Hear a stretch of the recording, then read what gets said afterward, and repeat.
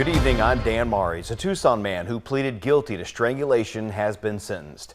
Angel Carmona Rodriguez is back in jail after the judge handed down his ruling. The final ruling is what the victim had hoped would happen. Chief investigative reporter Valerie Cavazos continues her series into a young mother's plea for help. It's a moment Gracie McDonough had been waiting for nearly a year. How would the judge rule in Angel's felony case, and would her voice be heard?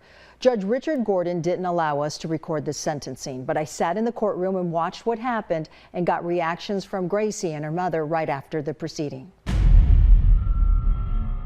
In the courtroom, Angel Carmona Rodriguez sat before Judge Richard Gordon, who began by saying the case concerned him, a statement Gracie had hoped to hear after all her efforts to fight for justice. I was like shaking and nervous. I was so scared. She had hoped the judge had heard the sound picked up from a surveillance camera the night of the strangulation, the night he threatened to kill her. Because you're gonna die today. Gracie appeared in the courtroom to read her victim's statement, hoping the judge would weigh it heavily. She described years of abuse and told the judge she used to go to bed too scared to go to sleep, thinking she would be killed by Angel, and that Angel had no empathy or regret. I wanted him to know that he's not going to change, for one. Like, this is who he is, and he needs to be in trouble. And then also, I just wanted him to know how long and how often it was. It wasn't just the one time that he got arrested for. And Gracie's mother, Sharon, believes the judge listened. I thought the judge really was thoughtful and careful in his thinking. I heard him grab onto details and dig in a little deeper on them. Angel had told the judge in court he is honestly very sorry and feels remorse and regret. His defense attorney described Angel as having a dysfunctional childhood, who experienced domestic violence in his own family, and it was his first felony conviction. The defense asked for 3 years standard probation.